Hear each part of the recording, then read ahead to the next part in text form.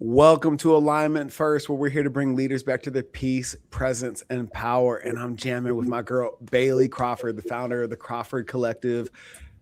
We've done so much work together over the years, and you continue to do photo, video, brand stuff for me, for Next Level, and everything that I got going on. And first and foremost, I know you're super busy, so I appreciate you being here today. Yeah, thanks so much for having me. This is so fun. That was a great intro. I'm gonna sound clip it and then just have that be what introduces all my calls. That'd be great. Winning. It's, sound words like the I feel like you earned that with that intro.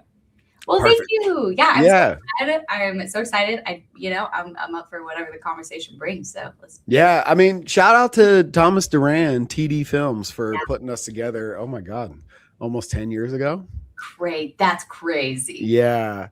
I feel like your career was very much in its infancy, and part of how we got connected in the first place is, he didn't have room for me. And he was like, I know who could crush it for you. Yeah. And made the introduction, and here we are. And the evolution of your practice, your business, your being has been so dope to observe, to coach, to guide, all of that.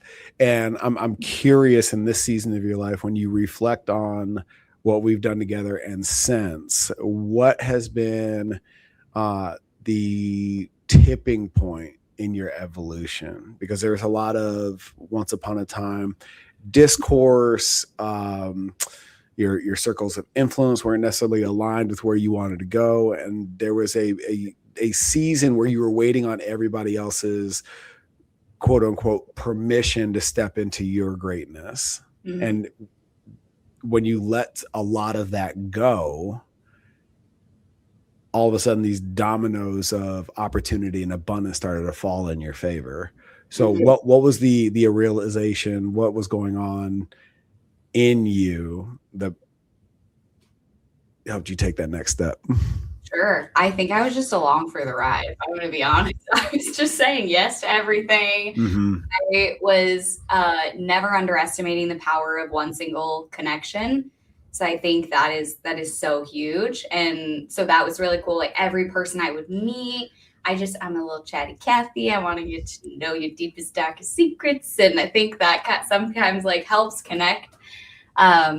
Yeah, so that was cool. And I don't know if there was a specific moment per se, but I do think it was just never undervaluing those connections that you make with whoever. Like it could be film school, it could be a random set, it could be at a coffee shop, it didn't matter. So that was fun. I do feel like for the first 8 years of my business, I was just doggy paddling, well, I'm gonna die, no breaks, I'm not sleeping. I would not recommend that. So, but I do feel with my personality, I love to stay busy. I'm constantly finding new hobbies, blah, blah, blah. How can I, change up the website? How can I, reach out and get see if I can work for these companies? It was never a break in the pursuit of growth. And mm-hmm. So, and I do attribute that probably to a lot of ADHD, but it worked out for me. So that was really fun. But yeah, I don't think it's not necessarily any kind of spectacular thing that no one's ever heard before, but I think mm-hmm. really had a lot of fun doing it. Yeah, I think you're one of the rare ones. And I was just having a conversation with a new client yesterday, and I was taking her through her Berkman. Mm. And one of the ahas that she had was the best case scenario that is marrying that which you're genuinely interested in and meeting your needs and expectations explicitly. And when I look at what you've built, it seems like whether it was by design or just driven by your subconscious, you've managed to pull that off. Oh, thank you. When you hear that, what shows up for you? I'm very proud. I am happy that you see that. That's good. Yeah, I do feel like it was more so the just like the train was moving and then it ended up landing where it was, which is I say a beautiful divine accident. I don't know what it was. But yeah, I'm really happy about where it is now. So yeah, it makes me feel good to hear that. Thank you. Hell yeah. What brought you to picking up a camera for the first time? The craziest story. Okay.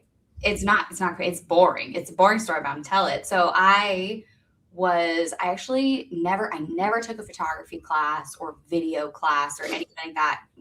Like elementary, high school, nothing like that. A lot of my peers, they were like, I knew I wanted to be a photographer. And I was in yearbook and photography class. I'm like, those people were so lame to me. I got shit to do. I was like, I just want to be Belle in the school play. Didn't end up auditioning for any musical theater. I was just all over the place, like scatterbrained, didn't know. And I was like, okay. So I get to college and my initial degree, I went in like I feel like every other white girl. And I'm like, I want to be a marine biologist. And they're like, no, well, okay, well, what do you think that means? And I was like, observational studies. I want to study the whales. And they're like, no. Is marine biology exclusive to white girls? Yeah, I feel like every single white girl I talked to, they're like, that was my dream. But here's the difference between like I feel like we don't do enough research. And so we're just like, yes, I want to swim with the whales. And that was me anyways. I don't know if anyone else can relate to that, but and so I was sitting there telling this guy that, and he burst my bubble. I still remember it. And I'm like, all right, well, that guy's a dick anyways. So I changed to how did your bubble get burst first? I want to hear about that conversation. Yeah, he's like, okay, so you probably won't be swimming around like researching whales and like large mammals. You'll like realistically you're probably going to be studying like some kind of kelp like in a lab for months, and that's what it is. Like more of the biology, obviously it's in the title, but I was like, no, I've got it all figured out, Mark. Okay, you don't understand. You were more likely to watch the coral die than you will so heartbreaking, which the mating habits of it breaks my Mako heart. sharks in the Caribbean. I know. So now I'm like, now I'll just shark dive for fun. So that's cool. We can still do that. But so yeah, it pivoted. And then I was like, okay, I'll go into poli-sci. So I was a political science major for the first 2 years of college with a minor in women's gender studies. Really fun, really cool. Okay. Okay. I want to peek behind the curtain here because these are the kind of things that fascinate me. Okay. I'm genuinely curious about what goes on in curriculums like that. What does one learn, or what is the intention behind a program like women's gender studies? Yeah, that was wild. I feel like, and I was also taking that class. I feel like it's important to note I took part of my studies in the US, but part was in Europe. So very different even in those. Hell yeah. There's all kinds of cultural implications there for sure. Okay. So that was very, very interesting. To me, it was really just learning about how like the LGBTQ culture operates, specific like names and titles and XYZ, and a lot of different scientific studies that go with that. Mm-hmm. Tons of that stuff. So it was a lot of that. I had no clue where I was going with any of that. Mm-hmm. But I thought it was a really interesting major. So I just kind of hung out with that for a while. And then the political science side of it was obviously politics. Like you're learning a lot about government, you're learning about politics, all of that different stuff. So that was really cool. I did not stay in that, obviously. So it was fun for me to just dip my toes in and then meander onto something new. What happened after that? After that, I got gifted a bright red Canon Rebel camera by my grandmother.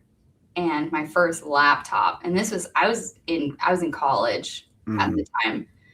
And just to put things into perspective, like how this like ADHD brain works, I was full-time enrolled in university. And I also had 3 jobs. I was like coaching a cheer team. I was like doing another job in town. I can't remember what it was. And then I was also like driving back and forth on the weekends to waitress in a town that was an hour and a half away. Holy shit. Yeah. And so it was crazy. So and I had to keep up my scholarship because I got a full ride on academics to this university. And so I ended up losing my scholarship because I got a C. And so that kind of sucked. But after that, I was like, okay, that's fine. You know, God's got other plans. I'm pivoting. And so I ended up, I was gifted this camera. So that kind of like tells you where I was at when this camera was gifted to me. And so I had a friend at the time, him and I would record and make music together. And so we'd like play guitar, blah, blah, blah. And so I started like filming us doing that with this camera, no clue what I was doing. I was like, everything looks like dog shit. I don't know, but it's working, I guess. And so I was just filming for fun. And then sadly, a couple of, I would say like 2 years after that, he passed away. And so I just had all of this footage of him, like, and he wasn't really into like, social media wasn't super huge at the time, you know, so a lot of like his family, his friends and stuff, they didn't have a lot of footage of him. So I had the footage of him laughing, the footage of him like, you know, like singing and playing a musical instrument. It was just, and I remember his family like reached out to me and they were like, thank you for letting us hear him laugh one more time. And I think it was then that I realized like how powerful it can be, you know, and so that really sparked my videography journey. And then so it was less a genuine interest and more so what this thing is capable of for other people. 100%. I didn't care about photography at all. And you're like in this moment recognizing that this is a tool that has a high function if you just spent some time with it. Yeah. But it's still doesn't sound like it was a calling yet. Right. So here's what's interesting, you know, and you've been through this process. So for everybody that doesn't know, when I take somebody through an alignment assessment, one of the first things that we do is identify what you're genuinely interested in. These are your primary motivators. And what's interesting about your interests is they don't have anything to do with your experience, your education, or your talent, right? When you do the things that you're interested in, it doesn't matter how steep the learning curve is, it tends to be the places that you find flow. And the challenge of that thing that is driven by interest makes the practice worthwhile. So when we piggyback this moment you're having like in real time, the impact on this family for your friend, is that like a light bulb? Because you're not doing this to make it a career yet. Right. You haven't connected the dollars to this camera. Right. And you know, like I know, careful about turning your passions into your profession. 100%. Yeah. So keep going with this manifestation of how we're getting there. This is fucking awesome. I think we're traveling on this journey together because I don't even know the answer of when it clicked. I'm like, we'll find out today. I'm not sure. But at this point, I was still like, no money or any talks of, you know, income I was too bad for all of that. So that wasn't in the cards. I think I wanted to, it became a new a new just hobby of like, I would like to master this.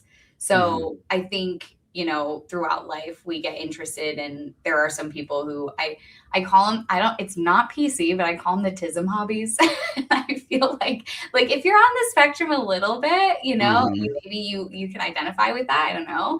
But you know, you have like a new hobby and you really like want to master it and you're kind of obsessed with it. And then you kind of move on to a different hobby. And so, yeah, I think that maybe was what this was for a while. But yeah, that partnered, because the technical side of it, there's so much of a technical side that I really nerded out about.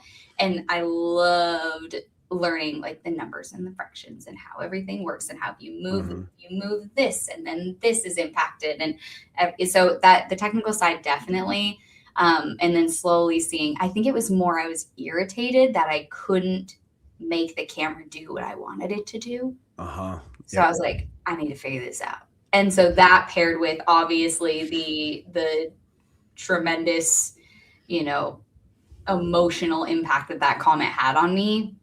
I think both of those probably like sent it, but it wasn't until a lot later that I ended up people just started paying me. I didn't ask them to pay me. They just started paying me. If that's not confirmation.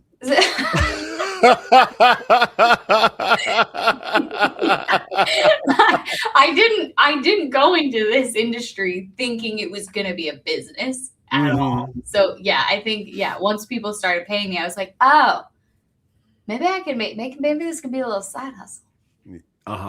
Yeah. And now it is your main thing. Yeah, it's my main thing. I was working at, go ahead. Well, no, go ahead. You were working at what? I was just saying, I was working at USAA, like the insurance company for the military. And I think you and I have briefly talked about that. I was 19 at the time. And this was, you know, shortly after, maybe I was 19 to 21. And then it was shortly after my friend had passed away. And so another friend of mine was like, hey, you have a camera. They are flying in all of these people from San Antonio, and we're based in Phoenix. And so they're flying anytime they needed any kind of media whatsoever. We're flying them in. And I think I just really wanted to get off the phones because it was a call center. And I was like, did you get tired of thanking us for our service? 100%. No, I'm just kidding. I'm just kidding. I loved talking to you guys, but I think the call center environment, Michael, just put yourself in my shoes. 10 hours. I love how you're backpedaling on the nobility of this shit. Listen, she said schism and she hates the military. She can't pull her. Don't use it. It's just going to be, when this comes out, it's just going to be this sound bites of everything that could absolutely get me canceled. That's cool. She plays D&D and she fantasizes about Scientology. Yeah, the Scientology. I do not fantasize about time. I could not resist. I had to work that in. No, that's great. I can't wait for the snippets. Yeah. So we got to get you out of a call center. What happened? Yeah. So the call center was bad. It was 10 hours, like back-to-back calls. So I was like, yes, I have a camera. We should open a media like team here so they don't have to keep flying people in from San Antonio. And so cost savings, I like it. Yeah. So that I'm like, it was so easy to pitch. I'm like, it will save you money. You don't have to pay me any extra. I'm already on payroll. Just take me off the phone.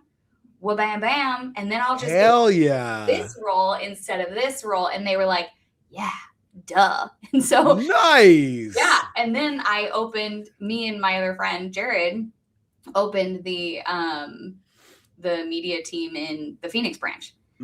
So that we had no business doing that. I still didn't know what Kelvin was at the time. Everything was blue and I didn't know why, which if you know anything about cameras, yeah. So had no business, but I did it. I fucking love this because it's in your blood. Daughter of Marines. Yeah. Wife of a Marine. Is he going to drop that title now that he's playing war games in another uniform? I don't think so. That boy. Good. I don't think so. Once and always, God damn it. Okay. Just making sure. Yeah. Okay. Somebody said that to him the other day. They're like, you were a Marine. He goes, were? Yes. Was even though he's Army now. Yeah. So I don't. Okay. I think you're Cool. safe. You got Love the it. Love it. We can still be friends. Yeah. No, I was what I'm laughing about is the energy of like I had no business doing this shit, and here I am. Okay. My entire career. I guess we'll figure it out. Whole career.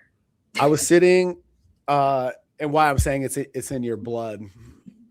I'm sitting at a table having cigars with a bunch of Marines literally last night. Nice. Okay. One is a Hollywood producer, literally just came off Mel Gibson's latest set. Oh, wow. Okay. You want to talk about conspiracy theory? I know. Easy. Easy. Okay. Easy. Right. Easy. That's a different podcast. That's not this one.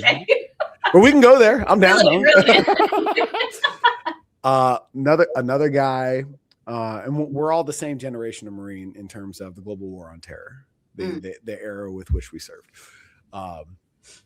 Another dude, tech bro, okay, and another cat is in venture capital, okay, and here I am serving this mission, right?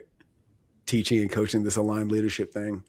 And as we're all like talking about our journeys to and through the Marines into what we do now, like we all had this like this mind meld moment where we were like, dude, none of us should be doing what we do right now. That is not. Nobody's resume. I was, strength and conditioning coach turned air traffic control officer, and another dude was a college basketball player, Wall Street reject. Another dude came through the Marine Corps Air Wing into the intelligence agencies, and because of that work found his way into finance. And it's like, damn, like, I guess if you just follow the breadcrumbs long enough, you'll end up where you're supposed to be. Yes. It's just like the fake it till you make it. I was talking to Weston about this. He was like, what are you going to talk? How are you going to talk about, your successor? I'm like, I don't know. In this conversation? Yes. I'm like, I don't know what I did to get here. You have to pretend that you can do it. And then you do it. And then it's crazy that you actually do it. I feel like you can't tell yourself. It's like Wes just, as you know, he just went into, he's trying out for special forces. And he was saying the biggest thing is that a lot of people do, men and women, is they will self-select, right? So they take themselves out before the game is even started, or they give up before they're told to go home. And I feel like a lot of us also do that. And that we said before we've even started, I can't do this. I don't have the proper, I couldn't do blah, blah, blah, blah. And you just get stuck in this imposter syndrome. But look at us. We've made it here. And I had no clue what I was doing 95% of the time. And I still did it because you have to just be committed to the fact that in believing in yourself that you can do it. Yeah. So don't self-select, people. Yeah. Well, I'm writing that down. That's the title. There we go. See, we're a team. I should have got a little thing to hide this. No free sponsors. Okay. I mean, maybe they'll start paying you. It's fine. Come on. I can't say the name. LeClaire. LeClaire. I can't help myself. I have to correct people when they're like, let me get a LaCroix. I'm like, that is not how that is pronounced. I absolutely say it like that. I know you do. I do. And I unashamedly correct you.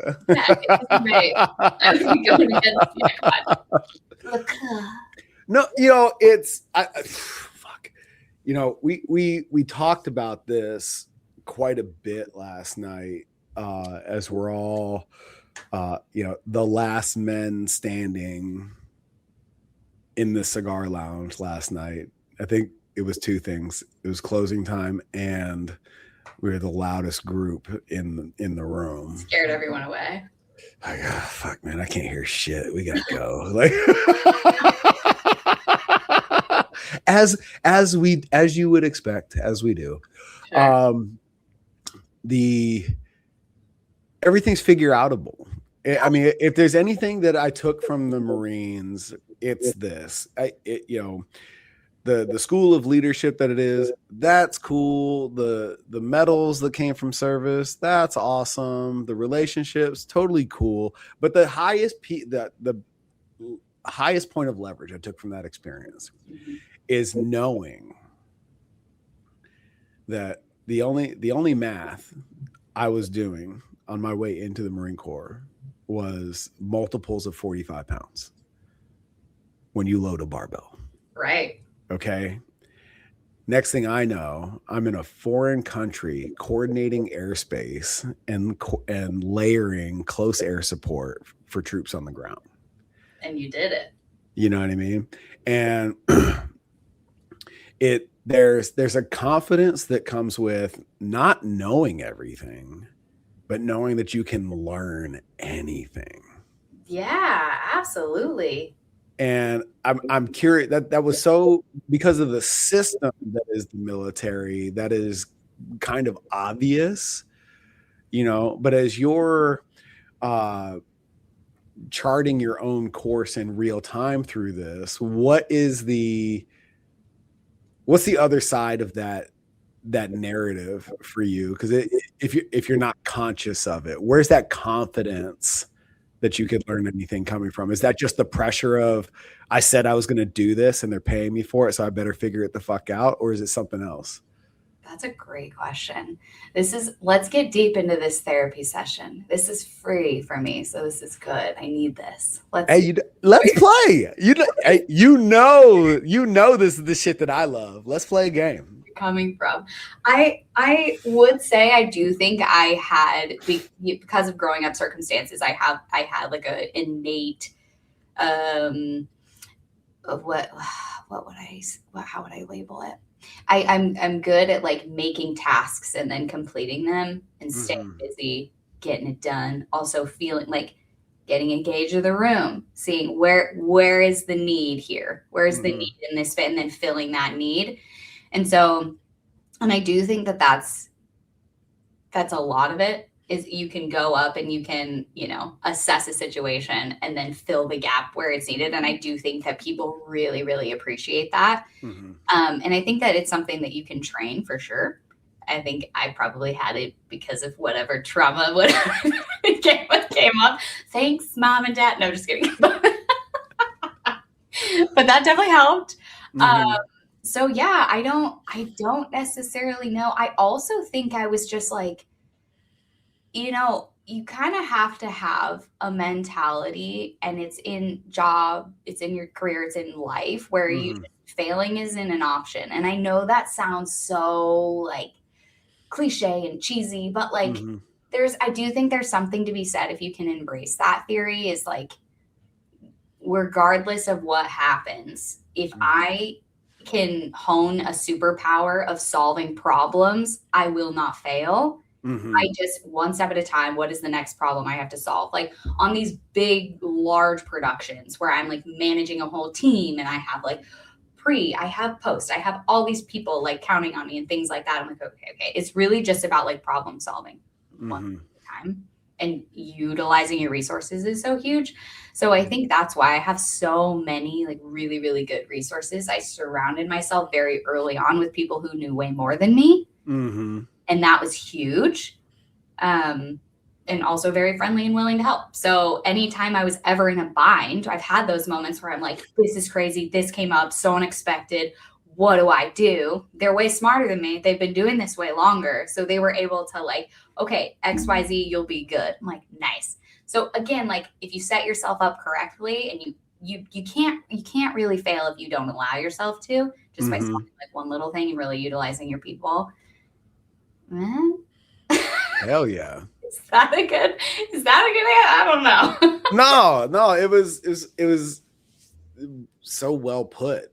I feel like I'm driving the cheesecake factory truck. It's so cheesy, but I don't know. I just feel like that's true. It's true. No, but it is.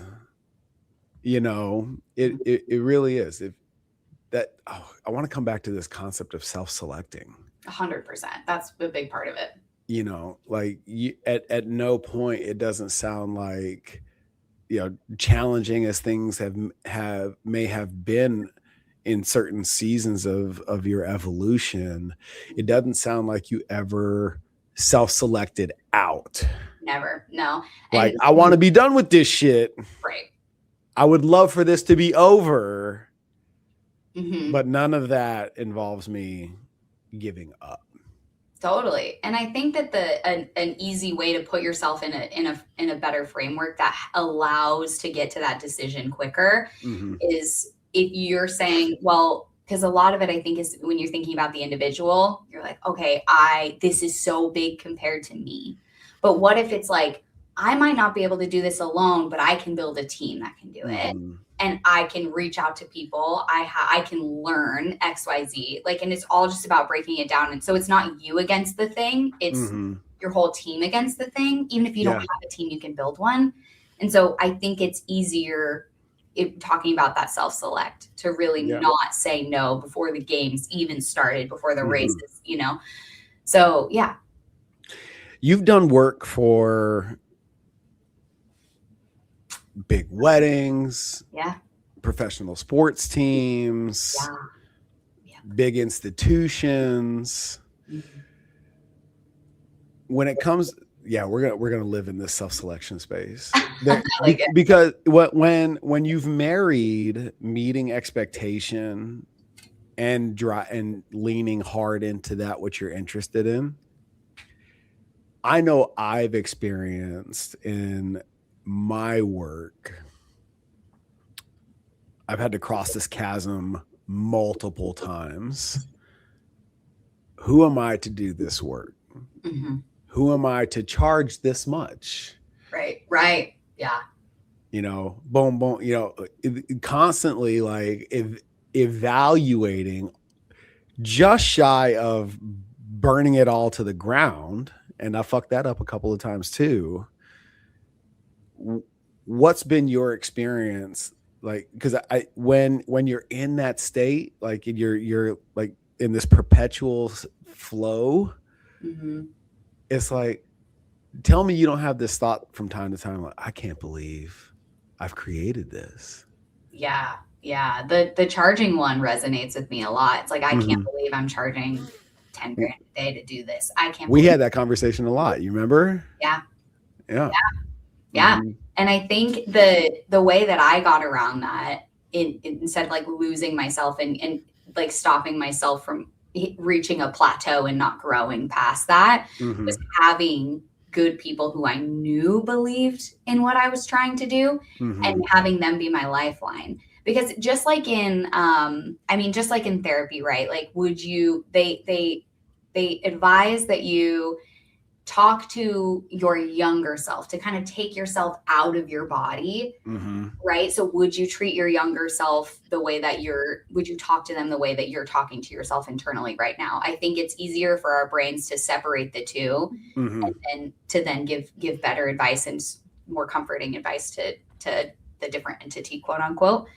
So that's kind of why I call them. And I'm like, okay, I know that I shouldn't be charging this much. What do you think? And they're like, you absolutely should be charging this much. And here's why. So I think it's really nice to have that support of people you can call. Yeah. So that's kind of how I got around that. Just having somebody a little bit nicer to yourself. For me on the price thing, it escaped me for a long time. And you've been around for a lot of that evolution in the early days. And I finally heard it in a way that it landed for me. And chances are, if I'm being honest with myself, this isn't the first time it was ever said in my presence. It's just the first time I fucking heard it. You know how that goes. I've been there. Yeah. Yeah. And it's in a room full of people of a bunch of random career destinations, professions, entrepreneurs, whatever, who are trying to figure out their own respective abundance codes, right? And for the value that you provide, you're too cheap is a very common narrative in these rooms, Mm. right? And the oversimplification of the guidance is, if you want to make more money, charge more, right? And then all of a sudden you have this identity crisis of like, oh, fuck, am I, and like all of a sudden you're watching the room as a collective, like just get smaller and smaller and smaller. You know what I mean? Like if they could go fucking hide behind some shit, they would, right? Yeah. And I've definitely been that dude along the way. And then what came next is what really moved the needle for me. It's not just charging more. There needs to be an evolution, not of your talent, your education, or your experience. There needs to be an evolution of identity. Oh, there you go. That substantiates the value of what you charge for you. And that's the work that I fell in love with. The shifting of identity, the helping folks live into their fullest expression, right? And answering that question, like, if I want to do X, who do I need to become to pull that off? Totally. Yeah. Right. And, you know, a lot of the work that you and I did together once upon a time was building this thing that you're standing in right now and not doing it at the expense of who you are. Like, you got to bring Bailey along for the ride. You know, you can't just build it and then all of a sudden you're standing in that abundance, wondering how the fuck you got there. And also, like, you don't have no time or energy for the shit that you want, that you built it for. Yep. I spend so much time unwinding that with people. Yeah. And it's like, oh, fuck, but I'm already here, you know? And that's that sunk cost fallacy. Cost fallacy, absolutely. Right? Yeah. So yeah, that when I say that, is it, when I move you through that story, what's showing up for you? So many things. I mean, when it comes to, I feel like price and what to charge and things like that, for me, always came down to, I want to say my schedule was an easy way to, I'm going to go on a word vomit tangent here and we'll see if anything makes sense. But that's how I was like, okay, so here are my starting rates, 3 raspberries to go. Maybe 3 raspberries and I'll come out and shoot for 12 hours, whatever. And so I love how you're quoting in Dungeons and Dragon currency. Yeah, exactly. Yeah, exactly. Do you have 7 pine cones, dear? Please. Yeah, I am obsessed with Dungeons and Dragons. We'll have to definitely talk about that before this call's over. But yeah, I think for me it was, can I fill my schedule? Is it filling up with the rates that I have now? Mm-hmm. And then that's when you're starting, right? Because at that point, you're taking all of that knowledge in, which I almost felt like sometimes I should have been paying for, but I wasn't. But I was in the sacrifice of getting paid a large amount, right? So I'd go out for that 3 raspberries, and then I would come back after a long, grueling 12-hour day with so much more knowledge, so much more connections, like friendships, I a whole new gear list of stuff I wanted to get and then save up for. So I think that when you're in that hungry part of building your career, it is a tough one, because you don't totally want to come out for nothing. But at that same time, we really have to view that as such a crucial time. Like those long days were so crucial in me building up everything. Yeah. So, and then as you get older, and then I think obviously the big question is, when do I start raising my rates, right? For me, it was when I got too busy. And then I would just raise them up a little bit, and then I would get too busy. So what is the demand And obviously the demand is telling me that I'm doing something right. Mm-hmm. And so it's just an easy equation. Okay, the demand is now high. I'm going to raise my rates a little bit. The demand is now high. I'm going to raise my rates a little bit. And it wasn't even, I don't even think I did any research until very years in what my competitors were charging. I would not advise that. You should do that. But I didn't. I was just like, all right, this is flowing for me. Mm-hmm. Okay, I'm busy. Now, why bam? And then later on, I was able to compare and be like, is this crazy? What brought you to, because I feel like the dark side of that coin is creating a ceiling for yourself. I don't feel like I ever did. Good. I don't feel like I ever did. Yeah. But what was did you just have just enough room to come up for air and be like, maybe I should look around and see what's going on? Or yes. okay. So I think after a while, like when things, there's in Arizona for sure, there are some times where the summers are a lot slower for us because it's like 100 and bajillion degrees, Satan's butthole here. And we all choose to live here for some reason, but it does get slower. A little bit of greatest. Yes, It's we love it. I wake up every day and tell myself it's an oasis. Do you really? Is that how you get through? I mean, maybe I need to switch mindset instead of doing in the mirror you do your positive affirmations, but you're instead of like, I'm so pretty, I'm so smart, you is kind. No, it's like, I love Arizona, the Dust Bowl, it's my heart. Maybe I need to start doing that. But it helps. Yeah, I actually don't remember what we were saying. Raising your rates, looking around, slow summers.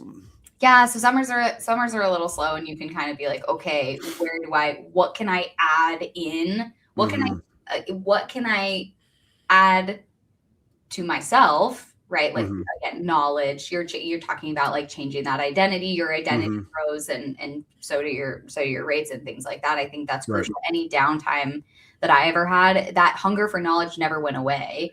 Yep. And so the more that you pour into that, the more you're able to say, okay, now here's all this knowledge that I have and I would love to give you. It does come at a bit of a cost because I can only do that so many times a day. So I think that mentality was still there where I was like, I still have, I guess the theory is right, is the capping at a ceiling is like, okay, you can only charge a certain amount for your time. After that, it doesn't really make sense. I guess I haven't totally run into that yet, which is, I guess then when you do it, then you have to start thinking about creating like means of income that run in the background, right? Like a course or something like that, which is a great way to get your knowledge out there without having to expend any time. So yeah, but yeah, I don't think I've run out of that. I don't know. Yeah, no, that's I love everything about that. It's the correct me if I'm wrong. While you're scratching that fulfillment itch and creating the joy in what you do, as you've evolved, your clientele has evolved as well. Yeah. Yes. Yeah. Definitely.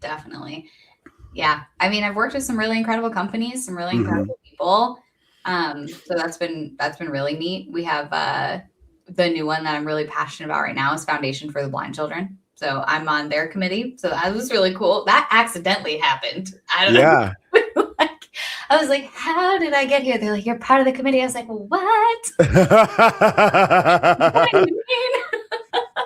What do you mean? But I think I love people so much that that part is what's so exciting and really is the driving force. I love to be able to connect with people and talk to them. So doing impactful projects like this is a full circle back to, the original impact.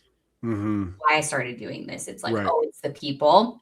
And then the impact that it's making for them and the impact it's making on these other people's lives who are viewing these videos and these things that we're creating. Yeah. So yeah.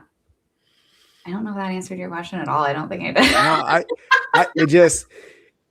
It's cool because, we don't work together in a coach and client capacity anymore. And what I'm experiencing right here, right now in this conversation is like everything that we've done, everything that we did together has you implemented. I would say so. You did it. You know what I mean? Sure. And all of those, blind spots, limiting beliefs. I think you introduced me to the concept of automatic negative thoughts, and and those dirty working our way around those motherfuckers. Yeah. And who I'm talking to right here, right now is so far away from where you were. Fuck. What was that? Don't do math. It'll age us both, Michael. Don't do it. A long time ago. Yeah, many moons. But what you're speaking to, 360 is you've got to be willing to get the reps. So many people overvalue themselves and limit their value to $1. Sure. Right. As opposed to exploring this opportunity from a different perspective. Absolutely. Like if it is indeed a money thing, it's like, well, what else? Where else is there value that can be extracted from this for me? So it's not just a fucking favor and then I'm going to leave resentful. Right. You know what I mean? Like who's going to be in the room?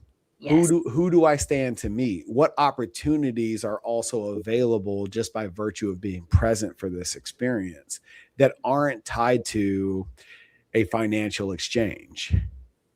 Right. Mm-hmm. That's and true.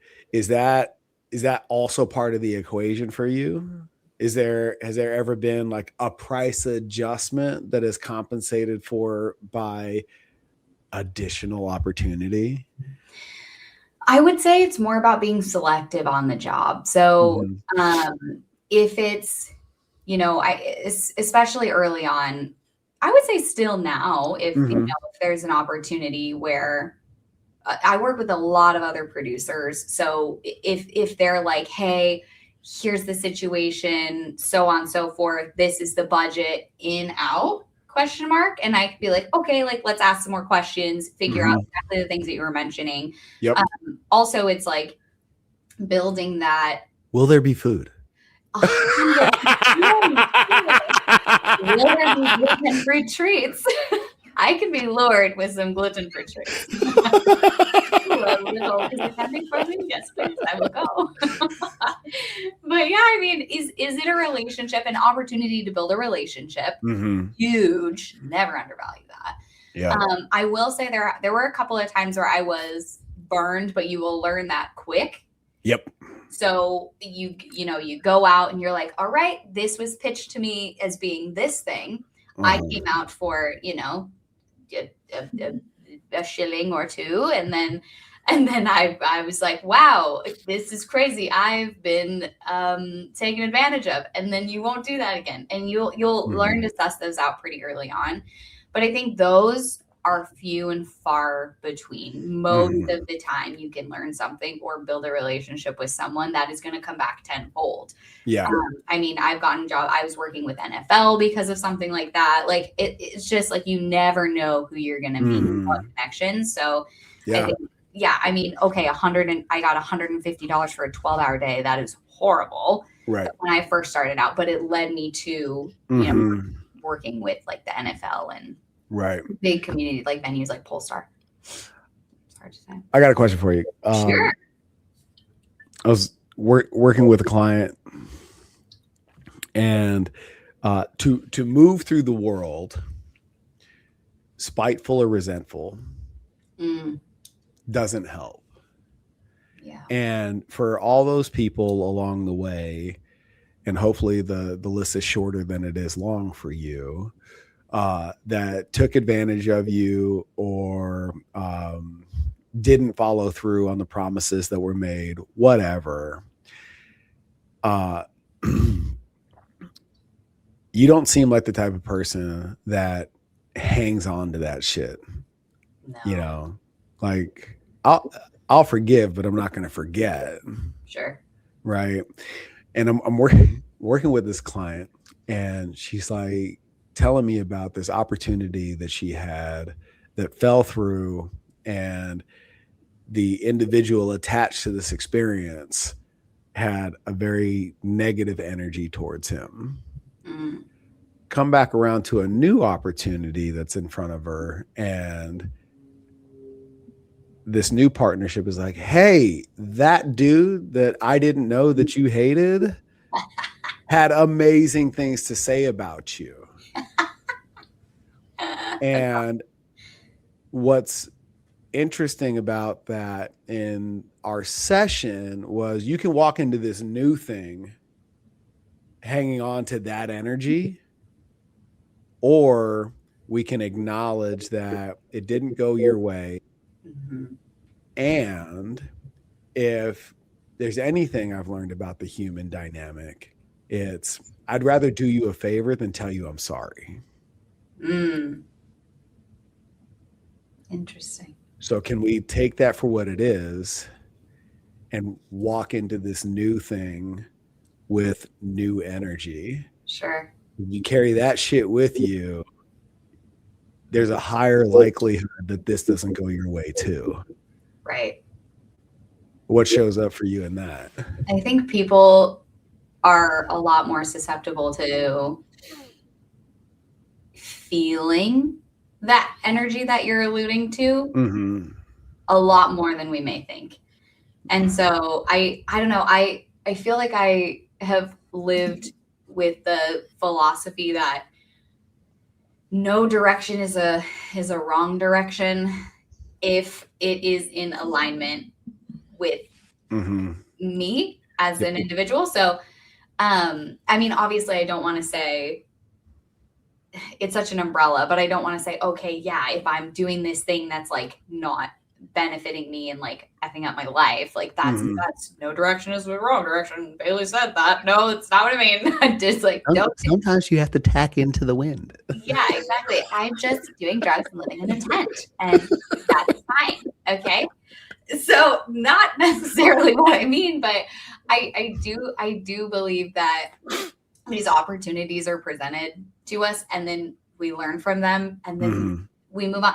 There's still growth even in those opportunities because you're learning from them. So like, I just don't really see the point in dwelling too much on that. I don't know. And also when there are opportunities like that, like I'm thinking of the ones that, you know, that are fresh in my mind that I probably wouldn't necessarily go back to again.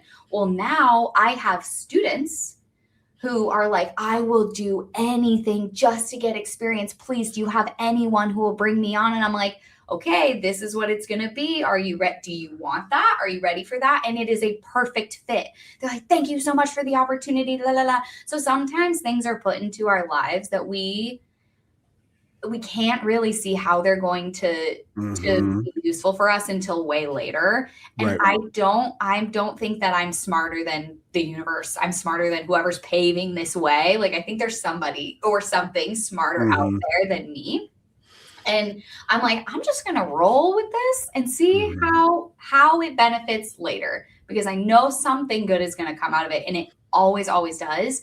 And I don't know, that might be just a little like, oh, she's drinking her optimism Kool-Aid, but that philosophy has not failed me yet. Good. It hasn't failed. Yeah. Optimism Kool-Aid tastes good. Yeah. I'll drink that all day. You know? When it gets dark or things get scarce, what are some of the things beyond your interest, your passion that has pulled you through? Like inside work, outside work? All of the above. All of it? Yeah. What does dark and scary times look like? Anything but D&D. I love me some D&D. theme, like, well, you know, I do. I'm trying to think of like a dark and scary. I've had like when life hits, I feel like I take the nose to the grindstone mentality, and I'm just chugging along until, you know, until I'm like, oh, what, whoa, we did it. Wow, that sucked.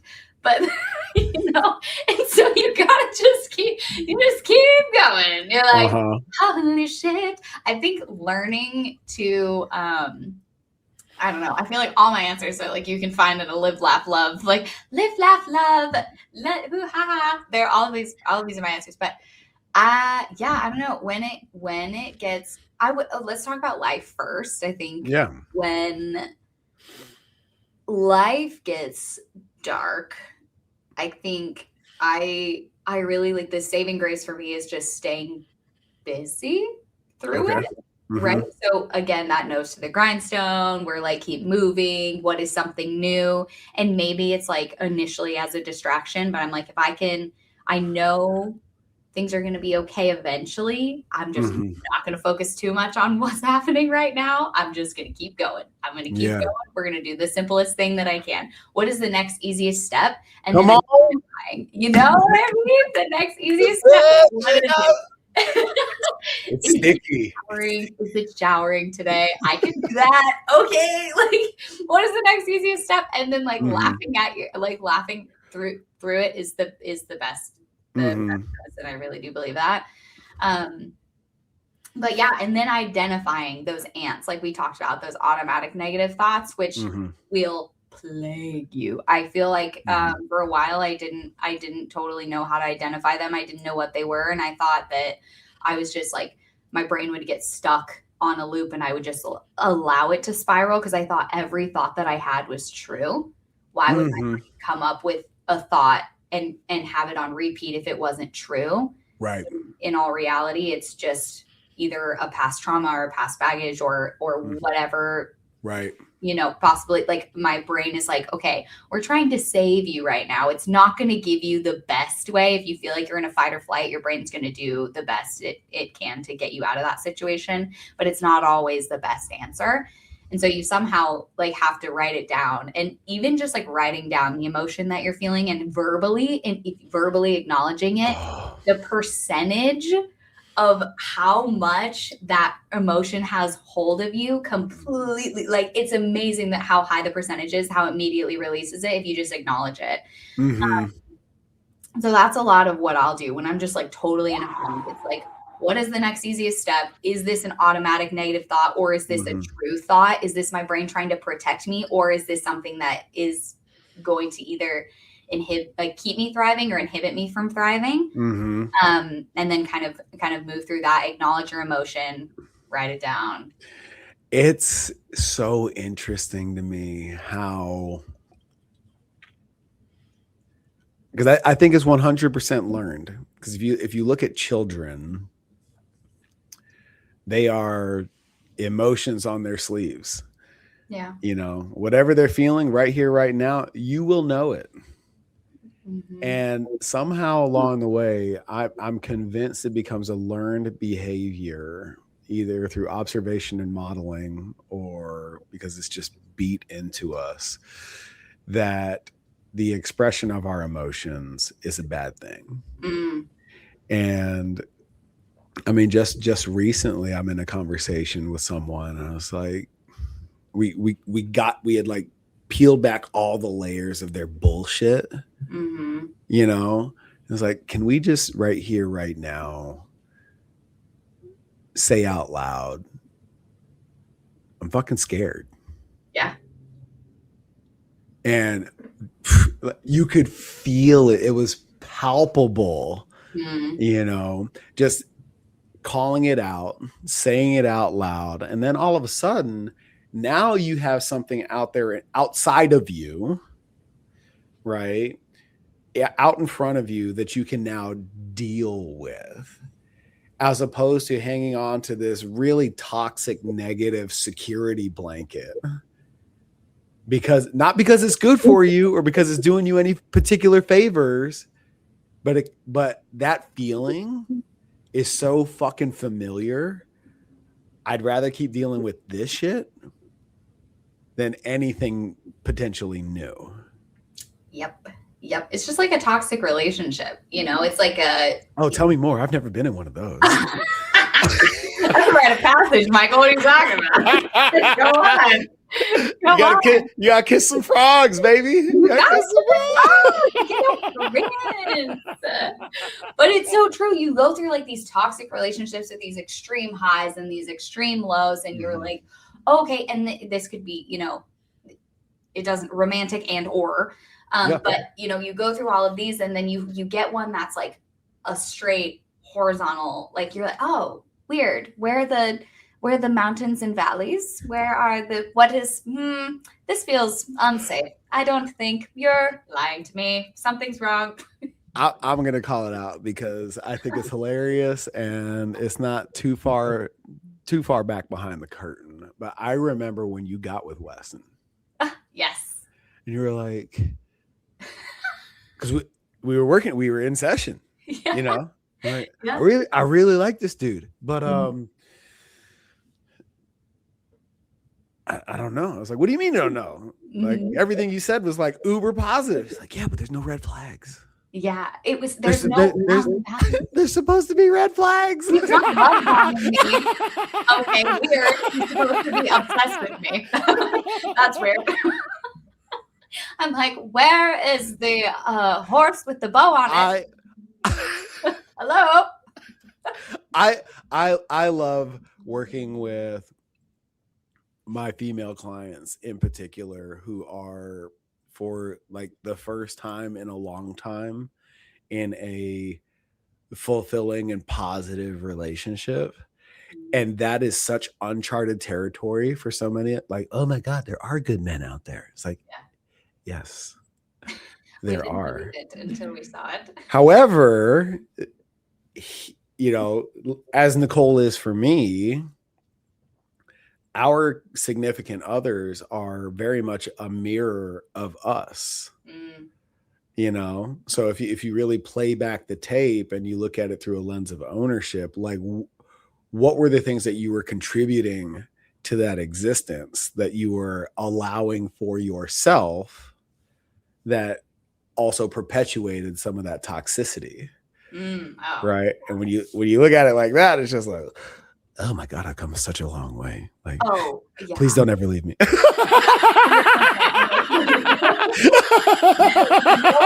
No one could do this. Okay. You're locked in. Many have tried, many have failed. Okay. I mean, I do feel like that's kind of how our brains work. There's something new and you're like, this is weird and it could be it's strange and that means not safe to our brain. And so I do think there's a lot of work that needs to be done in mastering that, and I think step one is identifying those emotions. Bailey, you're amazing. I'm so fucking proud of you, and I appreciate you so much. 100%. Where can everybody find you and learn about what you got going on? Thanks again, Michael. Thanks for having me. This was so fun. We should do it again sometime. Yeah, we will. Yeah, I have 2 different businesses. One is a wedding photo and video, and that's BaileyCrawfordMedia.com. We have a new course that is launching that I'm super excited about. It's for beginner photo, video, all of the things there. So that's coming up soon. So you can check that out there. And then for anything that's like our whole production agency, which is the majority of what I do, is over at the Crawford Collective Video.com. And so you can see all of my stuff there. Hell yeah. Thanks again for having me. For sure. I appreciate you, girl. So fun. For everybody out there on a mission to be the fittest leader possible, join us in the Leaders Forum at nextlevelhq.co. It starts with integrity, courage, and ownership, and it's all on the foundation of alignment first. It's amazing. Definitely do it.